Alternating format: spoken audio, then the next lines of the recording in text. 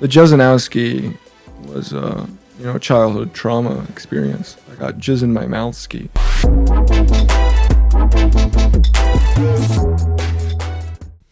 Welcome to WAV.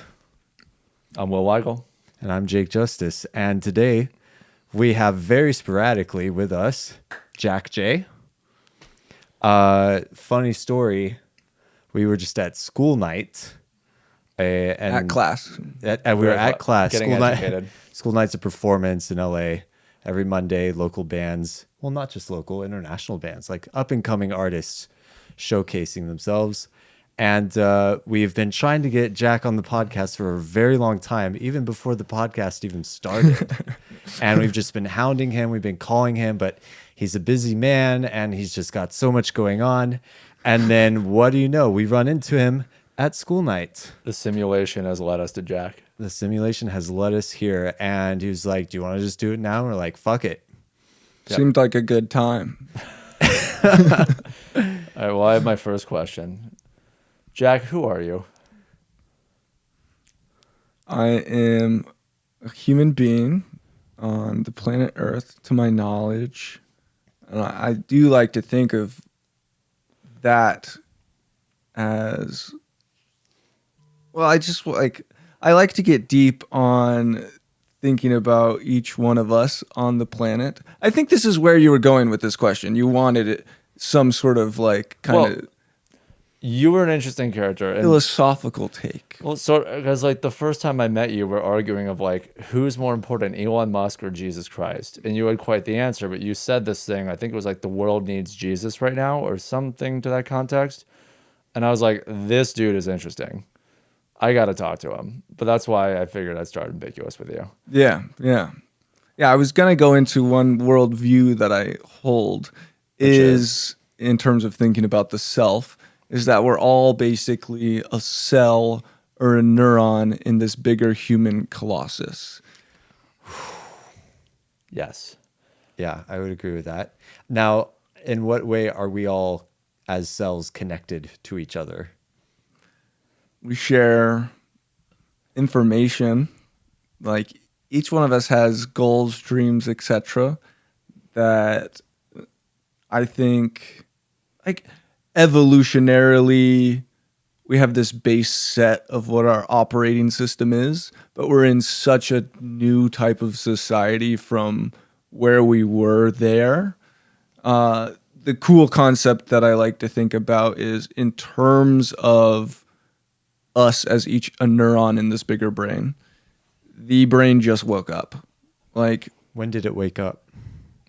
You had so there's key points in terms of let's say the speed of the brain historically has been that of a horse.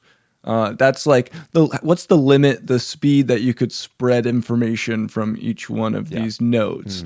Originally, this even information sharing system was the invention of language. So that's our main point of boom, that woke up then. That's the question too of what would a human, what do our thoughts look like without language? Is that even a sign of consciousness? Is language a necessity for consciousness, for the ability to ask, who am I? Is that the waking up of the self? To ask that question. And because other animals don't do that. Correct. Yeah. And so moving down that paradigm shift, then we had, I guess, writing, which they say 3400 BC when hieroglyphics, that's when writing emerged, when paper was invented. Then printing press was a monumental moment. That was okay, now we can mass produce information rather than books were only for royalty at certain times, and many people did not know how to read. So just recently, though, past 200 years, we get the electronic telegram. Okay, now we're at light speed, but that's only a couple of the neurons have this capability. Yeah. And it's just super recently where everyone's on the internet accessing the web. And so the brain has just woken up. I think this is the major paradigm shift. And I think that does call for a needing of Jesus, like But why though? of some figure. Well, can we define waking up in your eyes, and then also, yes, why do we need Jesus? Sure. Waking up, I guess, it's a consistent thing that has happened throughout time. We've woken up to new ideas. New ideas have caused new paradigm shifts. The new paradigm shift has caused us to recreate what our image of God is every single time. So there were many gods and they controlled the lightning. Oh wait, we have weather patterns, and this electricity actually comes from Answers. yeah, the science. Oh, okay, God doesn't do that. Let's remake him a little bit. So it's like over time, as we've gotten just all this different information, we've restructured our view of this kind of prominent, bigger, higher power figure in order to fit the worldview. And I think the worldview is then changing so rapidly recently and dispelling these prior holding grounds. Like nowadays, how many people do you meet who are young and very Christian or religious? I think we still identify with these things, but it's more like your sports team or your race, where it's not something that you really chose, but you're kind of aware of the fact that, hey, this is what my family believed. I was born this way. And I think the data is like every 10 years now, 10% less people are being agnostic or atheist like type mindset. And I think that's even higher than the stats report, because I definitely for a long time, even when I was considered, like now I look back and I'm like, I was basically agnostic at this time, but I'm still, if some question comes up, I'm putting Christian down because that's just my identifier, right? But if we're talking, are you going to identify as, I don't know, I'm agnostic, like whatever is possible? Yeah, in conversation, because that's a more personal note, I'd say then it's like fun, and you like, I want to talk to that on that concept with people. So I would obviously go agnostic, and now I would write down agnostic for the most part. I would like to like choose something though, because I think that's an important thing to sort of identify with in life. And I think that's what I mean when we need a new Jesus. Not, we don't need a new Jesus. Why is it important? Like, why can't you identify as like, I do music, I do programming, like I follow the Vible. Why does religion have to be the sort of unifying factor amongst tribes of people? I think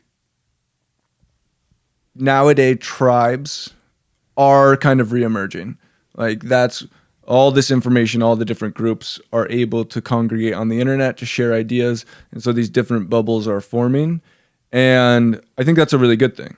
I think the idea of a group collaborating on a new type of ethos or mindset philosophy is important. I think it's important for people to have a life philosophy kind of set up in their life, some support and background, a shared vision and value system for the future with a tribe. We're tribal people. We like who gets to have to decide a group. that though? And what if you get, and is there still not the risk of being raised in a value system that you ultimately decide to walk away from, whether it's religious or not? Like, who gets to decide what the value system is? Every individual. But you're saying that you think it's important to be like raised with something, right? To be raised with a value system. But if the individual decides it, I mean, you can't really decide what your value system is when you're 8 or Less 9. so raised, but I'd say more so for me, being agnostic, I craved having some sort of ecosystem or philosophy that was shared with a group of other people. That was like, here's what we do, and here's what we're doing together, and here's why we're doing it. As it like, I loved when I was very devout religious and went to church camp when I was young and went on the floor and gave myself to Jesus. That was very strong emotionally. And while I was there, I felt so empowered and so connected. Yeah, and loved. And I'd say like going home from that, the struggle feeling was like, what now? There's in Christianity, because it's been so big, it's almost just more, it's less motivating towards people in that group. It's not kind of pointed enough in the way that I wanted, in terms of like, all right, my parents are religious towards this, but they don't even go every week to the one type of sermon. Like, if your religion can't pull people to go spend 2 hours once a week, and most people are doing that out of habit, I feel like, then I feel like it's a loose and kind of weak system. And so I think I craved just a deeper bond from that, like the same thing I felt from going through the fraternity process. Yeah. Very tribal, good like lore and different back end, but again, not based on like sustainable long-term type vision thinking, a bigger quest. I'm like, I want to go on the main quest with my tribe, figure out what the main quest is, and from defining what that main quest is. Does it matter what it is, what the quest is? I think it's a topic of debate which is continual and being talked about more, and then being grouped right now. Because sometimes the quest isn't good for everyone. It's sometimes not good for people outside of the tribe. You know, sometimes the quest comes at the expense of others. It depends on what the quest is, I guess. And I think each individual has the choice to join what different quest is. I mean, you could say a lot of kind what of you're emerging. talking about is nationalism, you know, and sometimes the quest of nationalism is imperialism and expansionism, and that could be good or bad, you know, depending on whose territory you're expanding on. What you're talking about definitely reminds me of how I was raised too, and we had a very set and clear purpose, and I had that from birth, and I never had to question it, and it was just always there. But when I did question it, the feeling of having your entire identity and worldview just completely taken from you and just being left with nothing is very uneasy. Yeah. It's very uneasy, and it's very difficult to navigate, but ultimately you do create something for yourself. And for me, that has led me to be in a happier position. Maybe before I felt safer, more comfortable, but now I feel more happy and confident. Yeah. I think the idea of like rigid purpose is definitely super bad. And that's where Like, what do you define as like the difference between community, tribe versus cult? Like, what does, because I'm starting to see, like, as people do fall away from religion, they are still joining cults, and the cults could be anything. Like, it, Right. you know, it could be just Political figures? Yeah, it could be a charismatic figure in any space whatsoever. Sure. That's Yeah, the idea that like all the influencers are essentially their own cult leaders, and that will continue to emerge as Absolutely. So, like, what's the difference to you about like from a healthy tribe, a healthy community versus a cult? Because I feel like, again, like as people are flocking away from religion, they're very susceptible to joining cults, whether it's like MLMs, certain, I don't know, NFT or cryptos, lots of different Bitcoin's things. considered a religion. Yeah. Or, you know, people going on like, you know, little excursions, you know, week-long seminars out in the desert, you know, wellness trips. Yeah. I think to explain this whole period that we're in, historically, this has been called the axial age.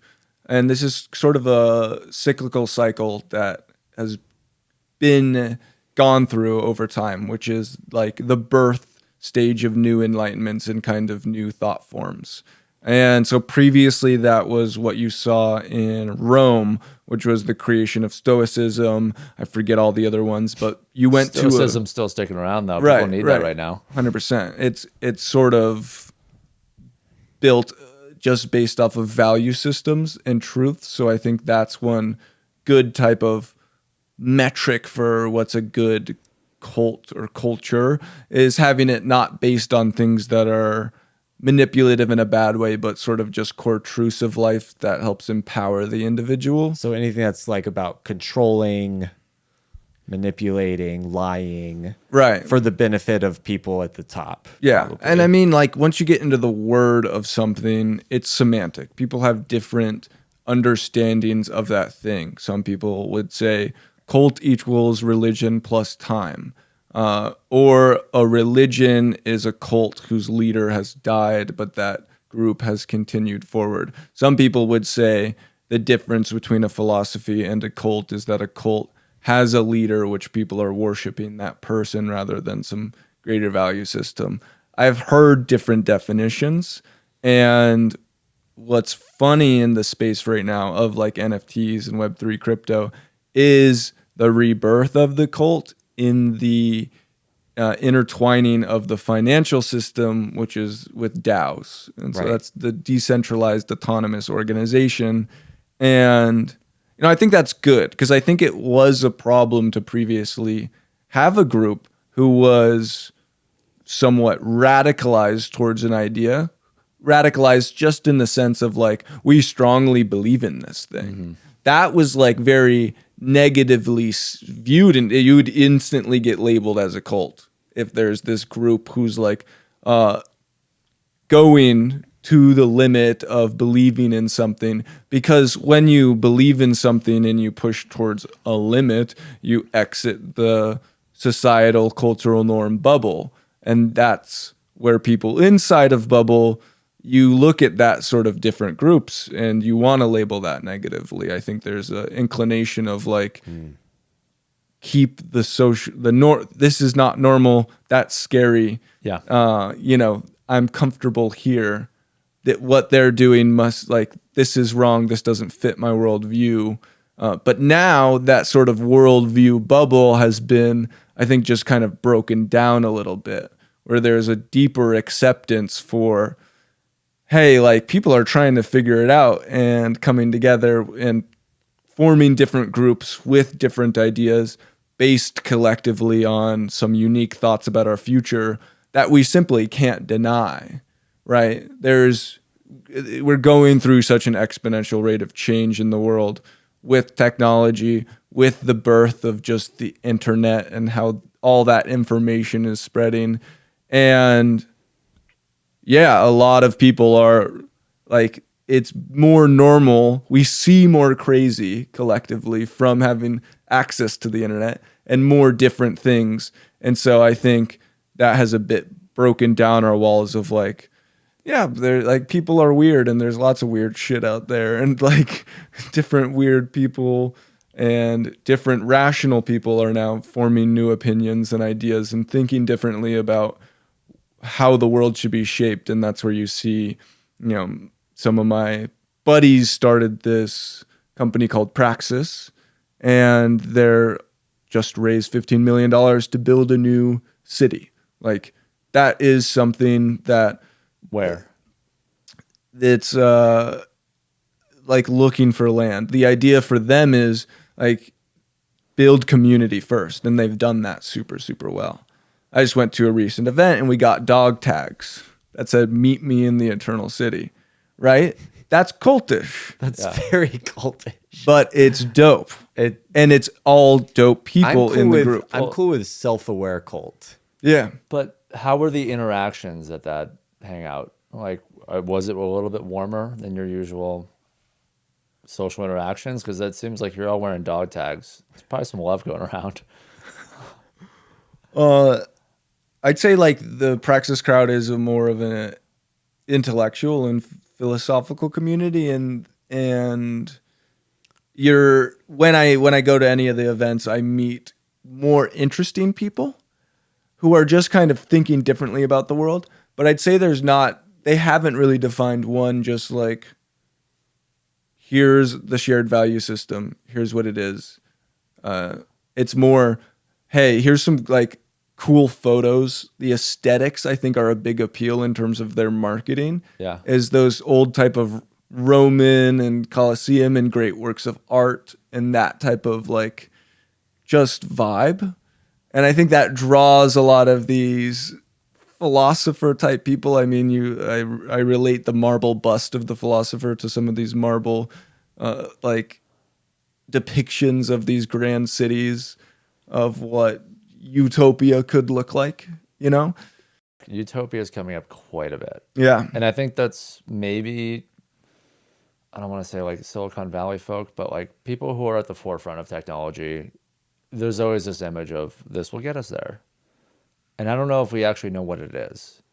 Like, how are you seeing this view of Utopia? And I know we're talking crypto, NFT, stoicism, and everything, but like, where does it all reduce to? I don't think we as humans can build our utopia. I don't think we're capable of that. And Can AI? yeah, Can humans with AI in their brains do it? I also don't know how it will look with humans with AI in the brain, or if that is utopia, right? I think we will create a higher intelligence via artificial general intelligence is the start, right?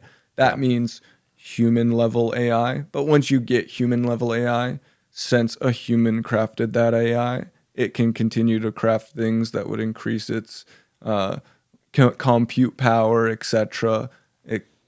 It's essentially, if you imagine you had Siri that could do anything, you could ask Siri to do certain things that would get enough more money and capital to build more of what it needed, right? So Yeah. I have the website agiisasi.com because that's a belief of mine, and I wrote a paper on that. Yes, like the second we kind of reach that point, it's not long before that's a super intelligence.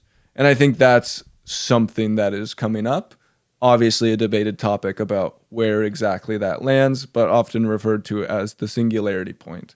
I think it is somewhat, I would consider myself rather than like agnostic. Now, omnist is one label I like to go by, which is the belief that all religions sort of hold some truths and that we can take pieces of them. That's what our friend Gwen has on her profile and on Instagram. I saw that. Yeah. Honest. Yeah. So how does that all relate to the idea of labor? I'm curious because personally, with my meat packet here, these bones, I like to work. I like feeling productive. Yeah. But if we have super AI that's exponentially making itself more powerful and I don't need to do anything and I can just live. Yeah. So the point I was getting at with bringing up the omnis point is relevant to you thinking about your work, which is also relevant to thinking about what utopia looks like. Which relates to purpose? Somewhat. Okay. I'll go down this tangent first, and then we can try to attack that. I think biblical prophecy is the fact that God will become one with man. The kingdom of heaven will come down to earth. And I think that's relevant to the actual type of way this could all play out in an optimistic scenario, right? That is where God is benevolent. Well, we are creating God. Singularity Day is synonymous in my eyes to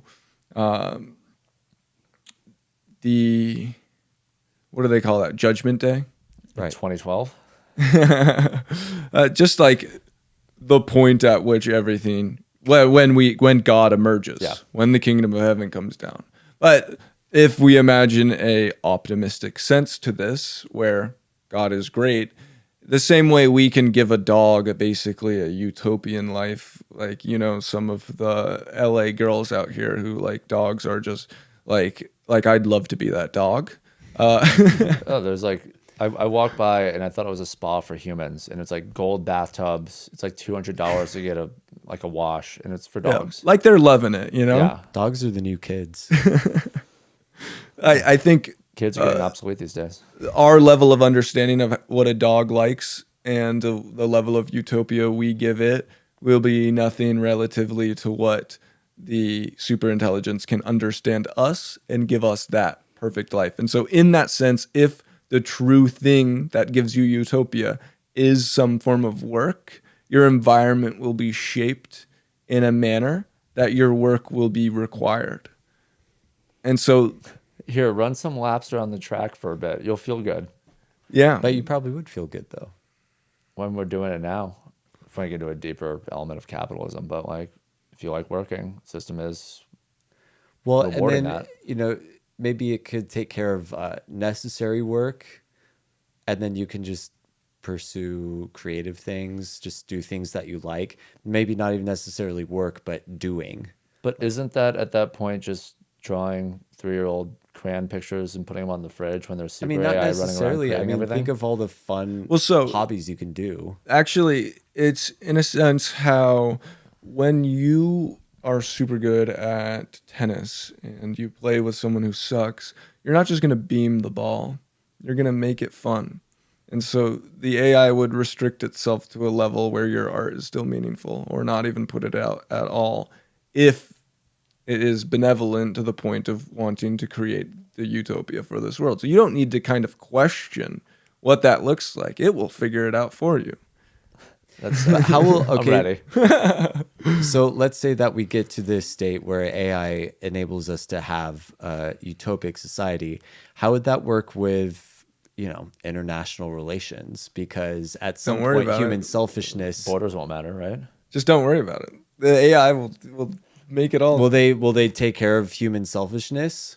Like, Hey will they Siri, get rid of fix human selfishness. like what about you know, will there even be because there you could say that crime comes from a state of despair, right? People act from survival Yeah, instinct. I don't think there would be crime. So you don't think there I would think be crime utopia because- is an idea of like a 'cause- lack of any dystopia, right? Utopia is synonymous to heaven in my Right. eyes. So then we have to get to it. Bring it back to Elon Musk. Yeah. Well, so like the vibe that I like a lot is thinking that life is perfect already, that I'm basically already living in heaven. Because I think there's lots of evidence to actually point towards that.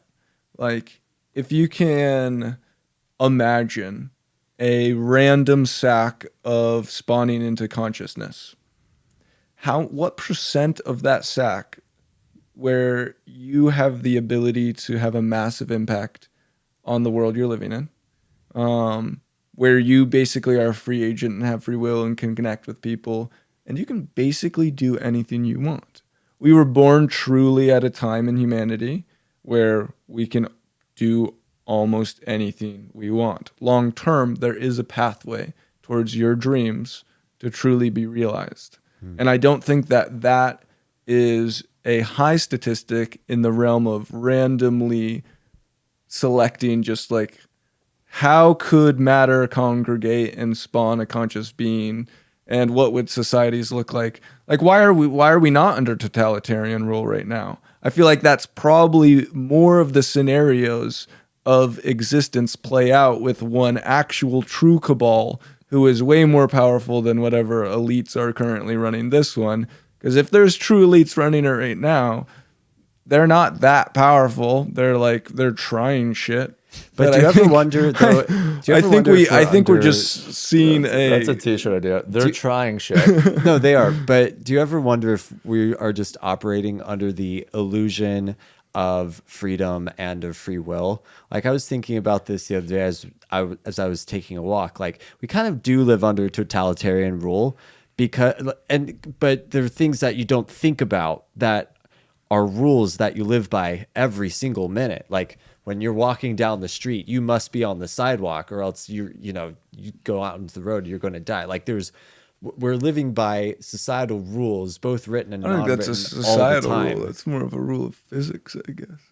Like getting hit by a car. Yeah, but You can stand but in the road. society made a rule about like what side of the road you drive on and where you walk and stuff. And that helped us organize. Right. But there's a lot of things that we do without even thinking about in terms of the rules that we live by, both societal rules and, unwritten social rules as well.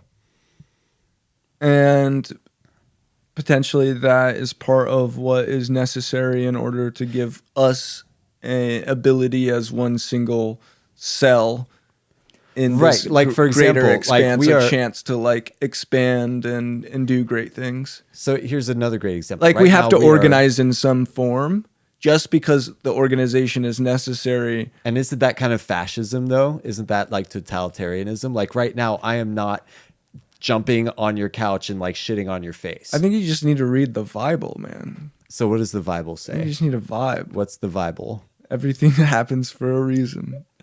And if it doesn't, it's better to think that it does. That's the vibe. I love it. Actually really love that. It's really nice. It's just It is fine. bet- It's just like fine. Just the vibe. Fine. I do like that.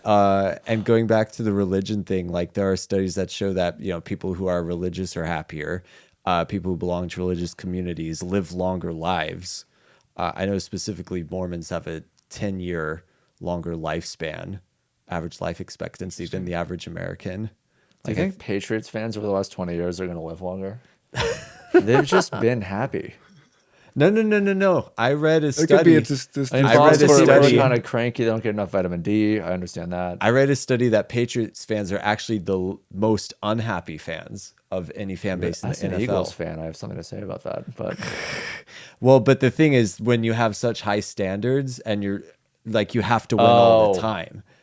so Lions fans are happy. Like, what is being used to losing and then occasionally good? Well, things it's just happening you don't have better? expectations. So Lions I fans think are the- probably happier. I think than the Patriots happiest fans. bubble inside of the sports world is the atheist sports people, which is the people who don't care about the sport teams, because essentially when you're giving your emotional state to a thing that's outside of your control, you are losing control over your life. But isn't that kind of thrilling? It's a roller coaster you can choose to ride for sure. Do you watch sports ever? No. Have you watched sports? Like what? How What do you about view it makes you competition? uninterested in it? I'm just unstimulated by spectating. Like I've always loved playing sports, but Does that relate to Twitch too? Streaming, watching, enjoying? yeah, I'll never like. I voyeurism? did not understand Twitch definitely when it first launched. I'm like, people are gonna watch other people just play games, I thought the same thing. and I've never watched Twitch. But what Charlie about Kaufman called movies? it. No, movies are highly stimulating. So what makes watching a movie more stimulating than watching somebody play a game on Twitch? It's live, and therefore the production quality and the compacting of information is inherently just worse. Like they haven't put a lot of time into crafting some sort of story, and I'm actually chasing hopefully a glimpse of a moment that's meaningful that would get repurposed. And instead, I'll see the best moments of it on some Reddit subreddit.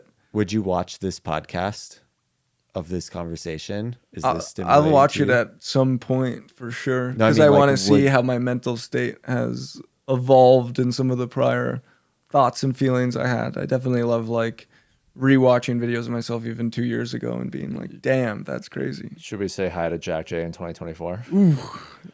What do you have to say to Jack J in 2024? I want to say What's hi up, to, dude? to Jack J in like the 2100. Wow. Okay. So what do you have to say to Jack J in 2100?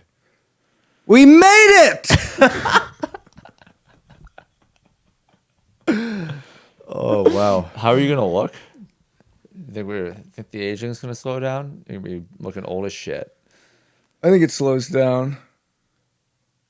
As I said, I think everything's like built to be close to perfect. What is how old are we going to So be? I think it'll all living turn by- out just great.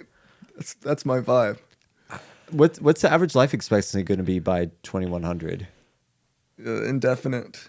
Indefinite. I agree. Yeah. Essentially, at a certain point, Cloud bitch. I do not want to be a part of the cloud. no, I'm more of a meatverse than a metaverse type of guy for sure. But I think we reach longevity, escape velocity. What about the Beyond Meat verse? What about the Impossible Meat verse? Impossible meatverse. I will definitely visit that. We'll be Pretty able to cool. make some dope physical, real experiences for sure. But wait, so what's going to allow indefinite life expectancy? Our like DNA is a code, and this is a code which is codified to pass on the DNA as a host. It doesn't care about the host. The DNA only cares about the DNA continuing to exist. So true. Damn, Survival machines. you don't care about me? It's true. What the hell? Just as long as they can like make it to some egg. Yeah. Chilling. Yeah. Do you think that we're going to start thwarting some of our primal instincts that kept us alive? To finish that thought, though, CRISPR, it's like a find and replace tool for our genome. I think we'll eventually understand why each part of our code makes this thing happen, and therefore we'll be able to change some of the things. We've obviously evolutionarily, as the most evolved being, don't have the longest lifespan, and I think that makes sense because if you imagine a human form that reproduced every 200 years and lived to 500, then fast forward 2,000 years in an environment, which type of human form would have been more adaptable? The one who had more mutation potential. So our that makes a lot lifespan of not sense. being the longest is definitely a thing that was necessary to become the most evolved. But as we get more advanced in genetic mutation, we'll be able to evolve ourselves, right? If that is the best thing for us to do, potentially, and this is just the unknowns, but potentially keeping to the human form is part of what makes Utopia. I think in some sense, going into a full like Neuralink level metaverse experience that was kind of indiscernible from present reality would break your present reality. That foundation is important, and that when you return to present reality, you would have to question it. Essentially, if you went into one thing that you knew was simulated, but was as real as the real you knew, you'd break down your foundation of what real is. And I think it's important to have a substrate layer that we are like, this is for sure the base reality. It's like that an I have. Inception. You have like Well, the top, Right. right? Yeah. Are you yeah. saying Something the to let you know. conscious brain would freak the fuck out because Yeah. it loses its grounding and therefore, I don't know what the OS gets an error? Literally Inception. Yeah. That's Well, exactly what happened. part of like the thing I'm toiling on in my brain in terms of my philosophy for life and an omnist approach is the Buddhist idea of samsara, of this cycle of rebirth and death, where, of course, as a conscious being, you cannot experience unconsciousness. So we've been dead for 13.4 billion years. You don't experience any of that. And so this idea of then rebirth makes sense in terms of like matter will materialize again in some form, and I will only experience that I've bit. always agreed with that. That's why when I die, I'm going to request to be buried like underneath the roots of a tree. Like I want that because I feel like that If you die. I feel like that is the most likely way of me being able to continue living. I think the most likely way is here. Right, but if I die though, Plan B. right. Maybe do cryogenic freezing for B. C can be the tree. Cryogenically freeze myself underneath a tree. Like Walt Disney. Yeah, Die. the tree's roots might have a hard time, but I'm sure we'll figure that out. We'll Yeah. figure it out. Yeah. Yeah. TBD. So with the idea of samsara and that cyclical rebirth, there's also the idea of nirvana, which is the end of that cycle. And I think that potential exists, right? That's the talk about of enlightenment. And one of the main portions that actually gives me my main quest in life then from this type of thought is in Buddhism, one of the four main types of values is to save all people. That is with the other traits of like giving up certain things. All a main people? component to save all people. Yeah, that's one of Buddha's four main vows, I think it is. And that makes me want to make a shirt well, I bought neobuddhism.com in order to structure this idea, of which is course you did. Buddhism currently, how Buddhist practice is not fully towards to save all people. It is the willpower warrior type mindset of being able to meditate and to give up all things. But the goal is to give up things in order to gain more power to save more people. But in practice, most people are trying to reach these greater states of enlightenment through just personal meditation and attainment. And so obviously, when you think about that just from a practical sense, it's like, yo, there's people who are suffering who you could be helping. And I think that ignorance to not help is somewhat of a sin, as I'll pull from Christian faith. And on top of this idea of saving all people and to reach nirvana, I think that's a necessary component for someone who wanted to live and end this cycle, because I think the rest of the whole is necessary. If we are a human colossus, even if we saved 1% of us, if we imagine a human who got his pinky saved, that human is not whole. And so I think as a bigger organism, it's important to have everyone here. I think that just makes sense as like a sick quest to go on. Like, what's the best and biggest quest in the world? Sort of like save the world. Now, save the world's played out a little bit and convoluted because it just sounds a little quacky. So I've coined the term, well, first, today the term changed while I was writing something. It's been stop the flood, because like Elon Musk is building the Ark, but Arks are elitist. They only hold a small amount of people to go to Mars. Let's stop the flood, save the earth, bitch type vibe. Yeah. But then today I was like, stop the flood. That's got a negative connotation of like having to stop some bad vibes coming. So the new thing is just spread the Vible, because That feels way different. That's very different. I would agree. spread the vibes could be just a core component. But that's this deeper concept that I've thought about a lot of, like, how do I have the maximal, like, with that being my goal, to save all people. Yeah. Like, And that is your primary mission yeah. in life. Yeah. Save all people. Yeah. And it's like so like, How are you you saving could call it people right karmically aligned, or like aligned with all my value sets of like, I want to live longer and I want to live healthily. Okay, so I should try to have the genetic engineering stuff move forward. Then it became, well, my parents, I would very much so regret not having them there if I was on Mars in 300 years just living it up. And I would be like, damn, I wish they were here. Mm-hmm. So that became a necessary goal. Okay, save my parents. And then it was like, well, I want all my friends and buddies, because like all the crazy types of games and shit we can play with full-on sword battling. Like, I want to be able to sword battle my friend in the future and really feel like I'm there. I have a question about that. We'll hold it.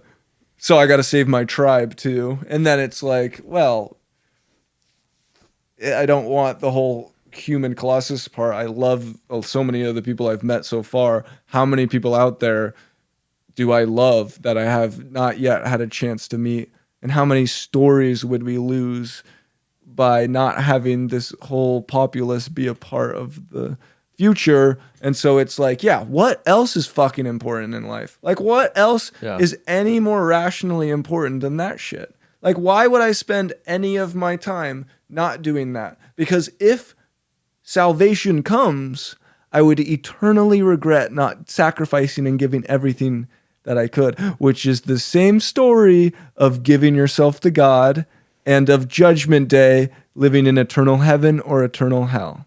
And I think you earn your eternal heaven through spreading your good vibes. So you're talking about what's rationally important to you, and it seems like you've come to a very logical and thoughtful conclusion as to what your purpose in life is. So then my question would be, what's irrationally important to you?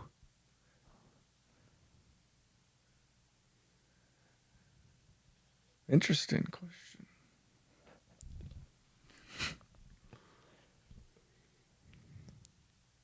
I think I went down a rational rabbit hole in a sense of trying to become a robot, in optimizing all of my functions. Right. And what became irrationally optimal or necessary for me was a good vibe and believing that everything happens for a reason, because there were things that were non-optimal that would happen. And I would think, like, I'm not being perfect. I am not doing everything that I can. I failed this or I messed this up. And it was more detrimental to myself to think that way. Then not only is the pragmatic belief of everything happens for a reason and it's better, and if not, it's better to think that it does. I mean, that second part makes it just a pure pragmatic belief system where it's like, yo, either way, just like that's the vibe. And so I'd say the irrational thing that I have to have is the vibe and like love. I think a lot of times love is non-optimal, but since I believe that this is heaven or close to perfect, it wouldn't be heaven if loving your hardest wasn't the most optimal thing to do. Fuck, dude. What do you say to someone who, and by someone, I actually have a very specific person in mind, but tough love. I will say that. yeah, Standards. someone who looks at you is like, okay, well, like you have heaven, you've achieved something close to heaven. You're also like, a privileged white male. Like, Yeah. What do you say to that person who makes that claim? It's part of why I feel a necessity to like strive so hard, because I feel like in a sense it's like this is a gift from God, and I must use my gifts in order to then To help be the world. a white male, straight, presumably. Yes. That is a gift. It is a blessing in order to be able to spread the love that I am capable of. And Are blessings shortcuts? I've definitely thought about how like other people are playing on a much harder difficulty, and that's like, and that's the point that you're getting at, and then that's a shortcut. Are you on easy mode? It's like, how do you change that? And I get, that's kind of the thought I go to, is just like, okay, be extra grateful is what I derive from that sort of thought. It's like, that's all I can really do is like, well, fuck yeah, thank you. But let me utilize that not for being able to go to the club and pop a few bottles, and fuck like a hotter bitch that night, and actually just utilize that funds to continue to do the thing that I see optimal in terms of creating that best future. What is this basement experiment we're talking about?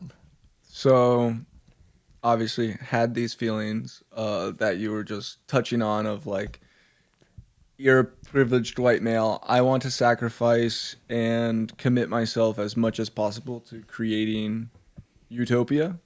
How can I do that most effectively? I'm living in like a mansion, and I feel like that doesn't represent the vibe of like slumming it, right? Like going hard. Like Elon Musk living in the small home is, I think, a respectable or commendable type of like, hey, I have all this money, but what do I really need? What's purposeful and leverageable towards creating impact? Because it's about the impact, not the money. That's the signal that you have to show when you're accumulating a lot of wealth. Like, I think that's super important as a tell sign. Like it's a value type of model.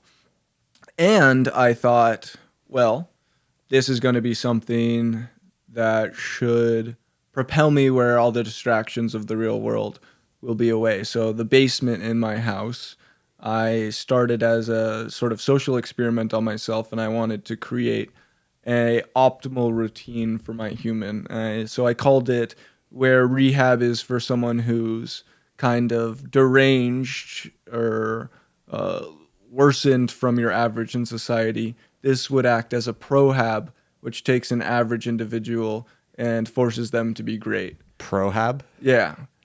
So I did a Prohabilitation Facility, and kind of the concept was keto, fasting, no FAP, just water, of course, no sugar.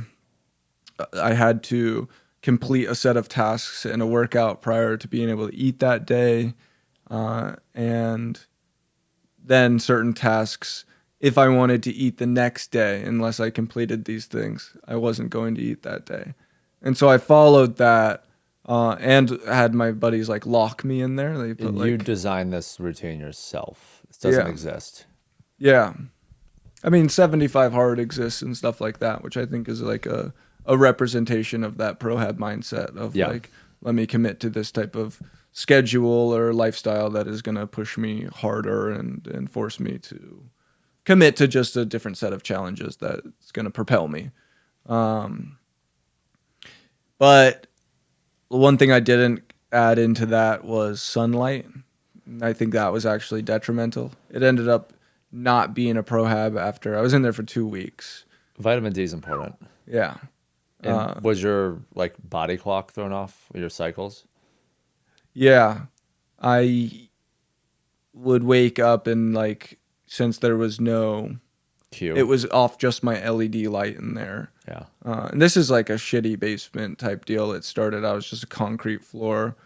It's concrete walls, just kind of a box. So the top of a tower might work better if you have some glass. Yeah. And I did this also experiment where it was, I started with $1 and just my cell phone and live streamed the entire thing. And had to Were people earn- watching? Yeah, yeah. One night I got 390,000 viewers. Wow. Yeah, it was What was like the general consensus from the viewers? a lot of questions. Were they generally supportive? Were they like, what the fuck are you doing? Were they Yeah, cheering so you on? I started it with the idea or concept of, I have one project called Shelter, which was I did a token, which was a cryptocurrency that 5% of the market volume was to go to a charity wallet. And then that was to be utilized to build houses out in Bangladesh. The smart contract on that got messed up. So like all the market volume didn't pull to the charity wallet, which was sad because I locked the liquidity in there on launching. And what I had done for the intro of this basement, this was prior where I had done that. And then I ended up building a few houses out there, which was just like very gratifying to really see and feel of like, for the price of a Louis Vuitton bag, you could have a permanent house for a family in a third world country, which then we coined the term, if a penny saved is a penny earned, a Louis bag is a home burned. Whoa, that's brilliant. Holy shit. And that's actually then, so like, I really believe in this project. I actually just had a call today with a lady I met at ETH Denver named Elisa, who like I told this project to and wanted her to kind of take it on because I'm focused full time on building this social platform. So it's like, I just don't have time for that. Do I think this could be very impactful in a bigger way than just building the houses? Entirely. And where is that real impact from? It's from redefining what status is. So like that designer bag and luxury culture, how can we make flexes more of a flex? And that's actually where this is a sample watch of something that I thought Can you just show the camera that, by the way? it just looked like super high end, as like, oh, that's a super expensive watch.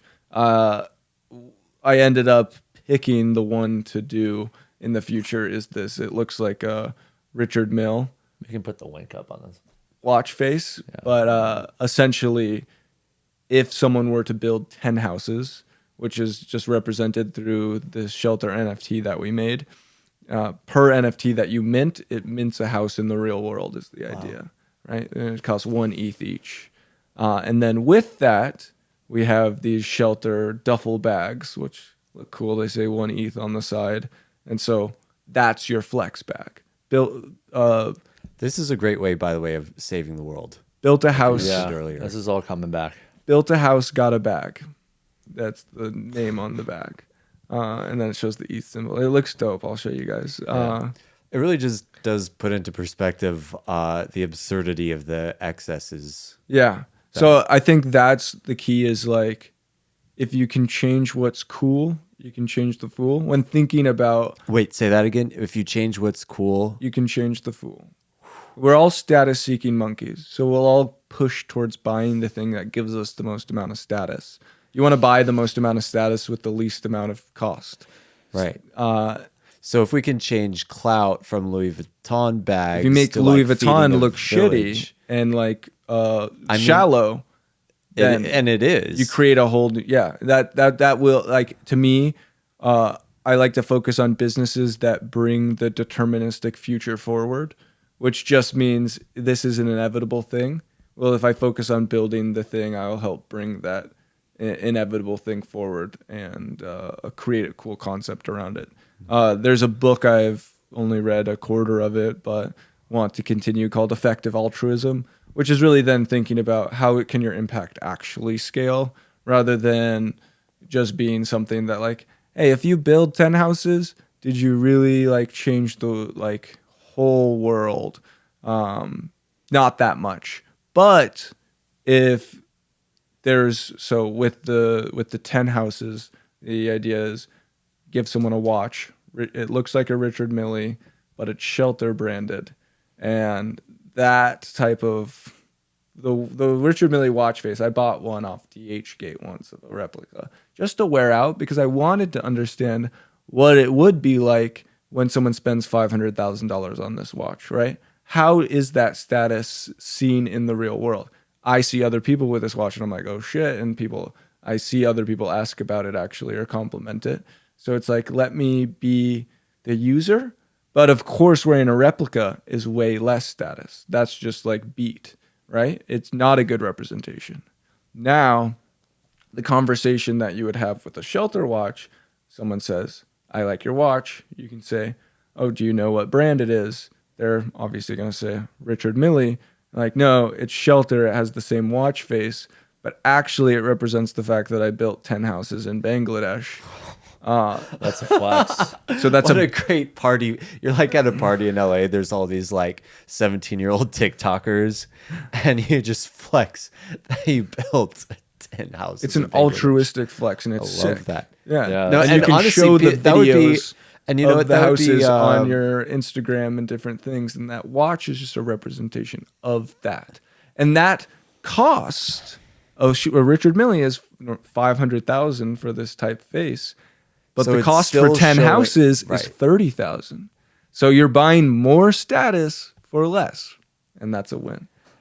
Oh my God. That's dope. But you know, it's cool, and it's not so like beyond people's comprehension either. Like if you were to go to some party in LA that is full of a lot of very basic people, like, and you were to throw down that flex, I think people would have an extremely positive reaction. Even like the most self-centered, narcissistic, stereotypical, I think LA everyone Hollywood has a positive types. reaction. People like to say, like, I've got a house on the wrist. You can be like, I've got 10 houses on the wrist that I built for other people.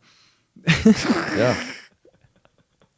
No, and the thing is, what people in LA really crave is being unique, being special. Yeah. You know, and Which I you was can thinking make- about today. It's so easy how, to make the current designer brands tacky. I know, and I was It already started. Like, you won't see as much Gucci. That got overthrown. Gucci. It's about now, like, the Balenciaga, like, low key Prada. These are obviously on the rise in terms of it's subtle, because that's more like in your face wealth is not preferred, especially with the internet showcasing and memifying all of those photos of like real rich people versus Yeah.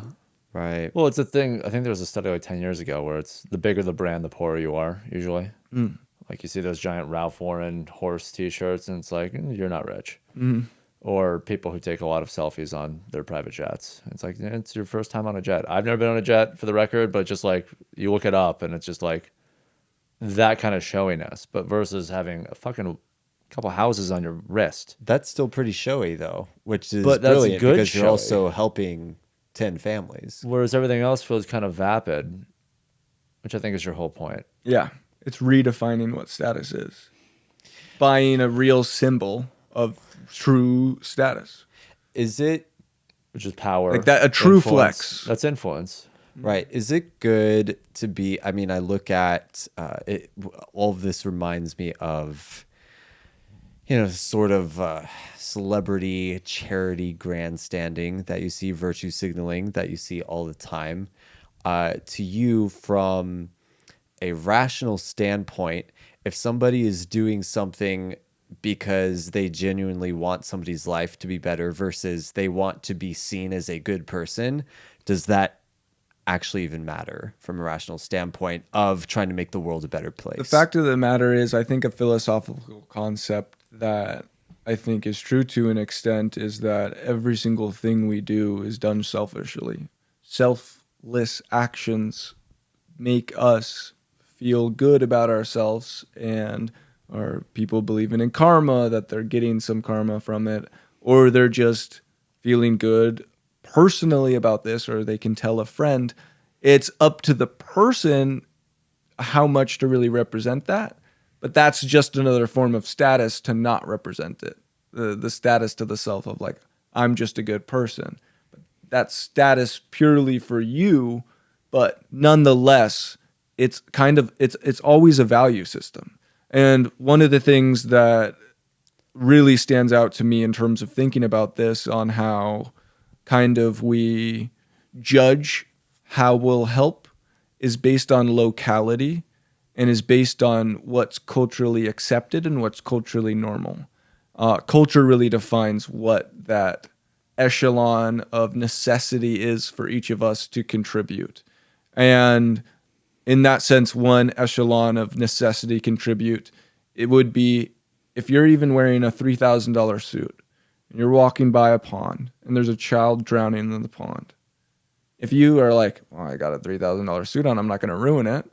You are a psychopath, right, through and through. But the fact of the matter is, on a like statistical average of a study that was done of like, what is the amount that for sure statistically saves a human's life, and it was roughly $3,000. So basically, you are always within reach of a drowning child with your 3,000 to ruin. But because of the local type of attachment, it's not there. So if we can use the internet and we can display the change that is being made, and that can then support the bigger movement that's happening, that's where the token, the idea of that came in, which was like Dogecoin was memified and did $1 billion in transaction volume in a day. If there was just a piece of that to recur to fund actual mimetic media around real good shit, just like meaningful, tear jerky, but real, then that's going to help a lot. If we can even just set up a live stream thing and show people, hey, here's how other people are living. They earn $150 a year. You'll spend that at dinner in a night. They're working from 12 a.m. or 6 a.m. to 6 p.m. in these fields as laborers every day. Like, we just aren't aware of that dichotomy or relationship. So the more that we can essentially mine suffering with Bitcoin, you mine the blocks with hashing power. In this case, it's like, can we continue to produce and show, hey, we're doing more good, more good, more good, build a city from NFTs.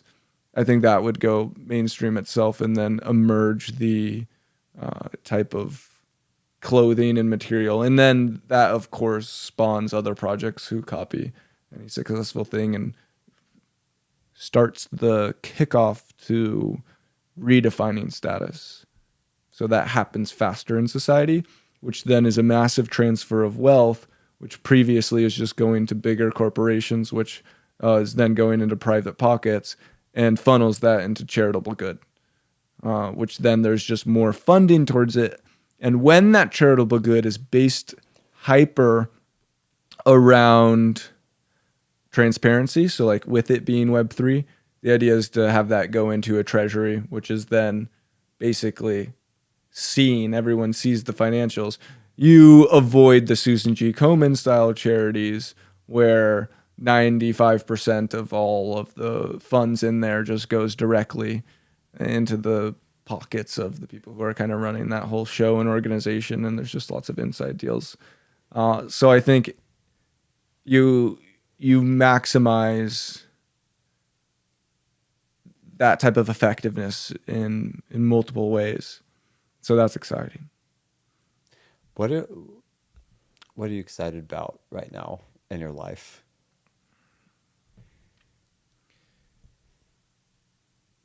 And this is for 2100 version of you to look at.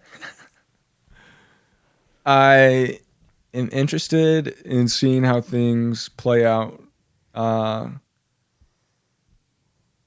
got what I think is the biggest idea in social media, cooking, and continuing to be built, and gaining traction in terms of having just interested investors in different firms. And I'm nearing the point where I'm feeling the confidence in order to be like, all right, I'm ready to accept your money, and doing like a real fundraising thing. I've never really raised true venture capital. And that's pretty exciting because that allows me to scale differently than I've scaled before. I've always sort of like make profit, spend that to make more profit. When you're running a tech business, it's like spend a bunch of money, build the platform, get the users, just go scale, you know? And it's just about convincing that your idea is good enough and that you have the chops in order to put the backing on getting and spending that money in a way that has your lifetime value of customer be higher than your customer acquisition cost. So you feel ready. And what is the idea? Essentially, it's the Amazon of social. I call it Socialverse, rebranding from Flic. The test flight app's on my phone. The idea started as just TikTok for vlogs, podcasts, etc. Vertical media and like mobile phone media is currently the way we engage with the internet. But what that's lacking is actually an ability from the user to, one, filter more deeply, to actually engage with content that you want to engage with, not just what an algorithm puts in front of you. And that's this idea of kind of merging what TikTok and Reddit is, which allows you to enter these different, I'm into aviation, I'm just going to see videos about planes and different pilots and things, and that's going to be a curated community. Then how you can go farther on top of that is that's cool because different communities can rise around mobile video. But to take it farther, I think videos is the new way we surf the actual web. Surfing the web meant, when we were in the era of websites, actually just scrolling on a bunch of different websites and links and things, because that was the most engaging way for us to interact with the internet. Now, the most highly engaging format is mobile video. And the actual interactivity layer on top of mobile video is non-existent. With TikTok, you can go to the brand page and then click the link in order to go into shopping. But there's so many different unique experiences that you could craft on top of mobile video, and a lot of different social apps raising money for each one of these different types of experiences. There's TikTok and LinkedIn combined. There's TikTok and Tinder. There's TikTok for plants, and there's TikTok for crypto. But the future doesn't look like a bunch of these different apps, and each of these apps has the same problem, which is getting the core network effect together in order to actually utilize these different facets. These are all sort of like micro socials. I think they'll all stand on one major platform, and that's the thing I'm focused on building. With a wallet embedded where the users earn crypto for actually using the platform and engaging with stuff. because we can give most of the ad revenue back to the creators and consumers in this model, since there's more ways for us to monetize than just ads. We have the crypto wallet embedded in the platform, which is the future of basically your banking service. So it's like having banking financial system tied in with the whole social experience. That's powerful. That creates an entirely new market of like the creator market, which is the emergence of the stock market of people, essentially. If you want to have your own creator coin and allow people to trade it, then people will invest based on what your future potential is. And that's kind of like the embedded portion of platform. But that's a nice look at the bigger idea that I've been building. That's awesome. There was a lot in there.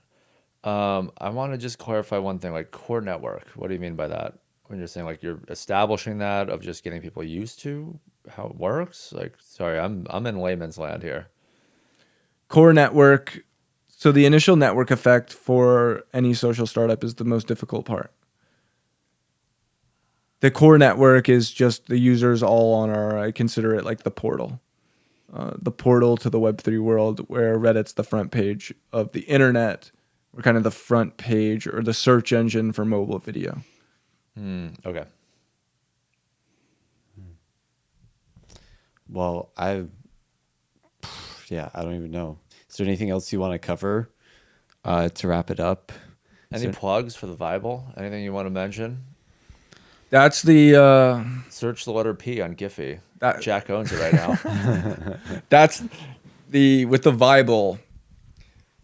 See, I have too many ideas that I think could become worth like a lot, right? One of those, and one of the models I'm trying to push towards is just so right now I have one person working on creating Web3 college and Web4 university as different websites, and from which we'll push traffic to and find capable and able builders who I can hopefully just, here's the idea. We've built this part of it. We'll have some ownership in it, but here's the roadmap. I see myself as more of when it comes to Legos, I designed the playbook in order to build that. Someone else is going to dig in the Lego bin and find each piece and put it together. I think my skill is actually putting the roadmaps together and the visions, visionary style shit. With that and the Vible, Bitcoin's seen as a religion, right? Right. Because it's just a store of value. It's something you believe in. I want to make Vible or Holy Vible as a token, because I think the next world religion will be a meme, and I think it will be a cryptocurrency, because when you hold the Vible, you spread the vibes in order to pump your bag, and everyone's down to spread the vibes, and everyone's down to receive the vibes. Meme rises to the top. It's so mimetic. And I'm thinking about I was spawning a Giphy bot, which can upload like tens of thousands of Giphies a day, take over that digital billboard highway system in order to make Holy Vible name just plastered. And that would obviously bring a ton of people searching it and to the website in which I'm writing some of the material on there right now of like what it is, what the vision is. But the plan is with this idea of you saying and talking earlier about an open fluid system, the owners of the Vible token would all get to vote on exactly what the Vible says at the end of the day, or on what new verses get added. And then those verses become canon. What does canon mean? Canon means like the officially codified doctrine. Like this is... It's a democratically created religion, I guess. Have we ever had a democratically created religion? I kind of like that. Not any major world religions that I can think of. Yeah. And I think the really mission and vision that I want to set precedent, and what I'm trying to write down in a way that's fluid and understood, and I want to talk out loud here to see how it's taken, Okay. is the idea that collectively, with myself following the Bible and believing everything happens for a reason, I am in a state of essentially love of my past, love of my present, and love of my future. Because what could I want more, right? It's gratitude, it's love, it's just love. And I think from being in that state, I then push towards and think about, when I think, what can I do and what should I do? Beautiful things. I become a more beautiful person, become more beautiful to people, and my thoughts are more beautiful about what future we can create.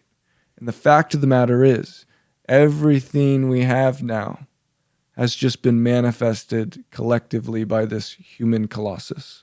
Different portions and pieces of it. Everything has been built by our beliefs of what we can do and what we should do. And so to truly influence where our future goes in the highest way, the more people who are in that state of mind, of believing that they can and should strive towards greatness, and believing in the beauty of their own past and that their dreams can be achieved, I think we have the highest chance of creating utopia. And so to spread the vibes is a moral obligation that I now have.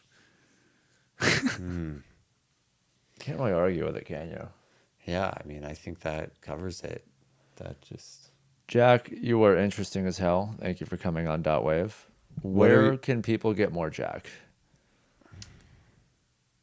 JackJ.io is my personal Instagram. I've got Web3 Wizard as a clouded LA Instagram that I've created. You know, Nice. that you gotta have the alter ego. I'll play the same game as all the LA folks out here. Bought myself 500,000 followers on there. Just posted the cloudy pics. Nice. Useful for DMing, outreach. Gets higher reply rate. Gets sorted higher up in the lists. It's all See, and what I love is you talking about this so nonchalantly, whereas so many people will just they keep it hidden. And I think what makes it wrong isn't the fact that you did it or that people do it. What makes it wrong is that they're hiding it. Yeah.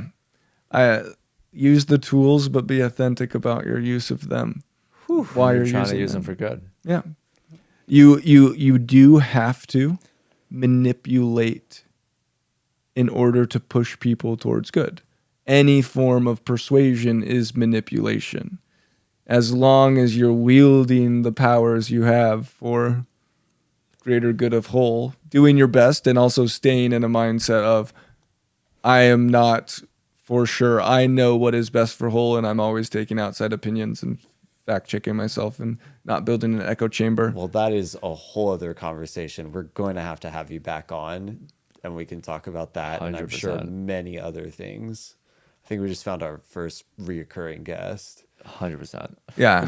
I have a bunch of questions I want to throw back your guys' way too. I obviously I feel like this is just the beginning. Got I some feel like of we're going to the- solve all of the problems, all of the problems. And maybe cause a couple.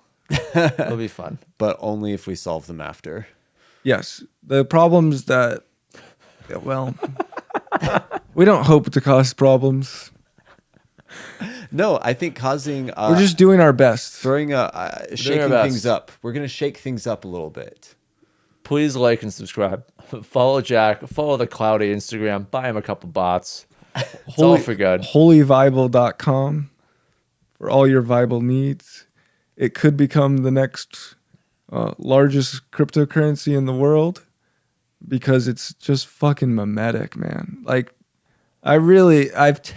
have at least 60 different domains of Neo-Stoicism, Neo-Buddhism, Trialism, Anti-Nihilism, The list goes on and on. Good and luck, on. idiots. Good luck, idiots. But the Vible, and I've tested them all out in conversation and seen, because it's packaging. It's all different packaging for somewhat of the same message.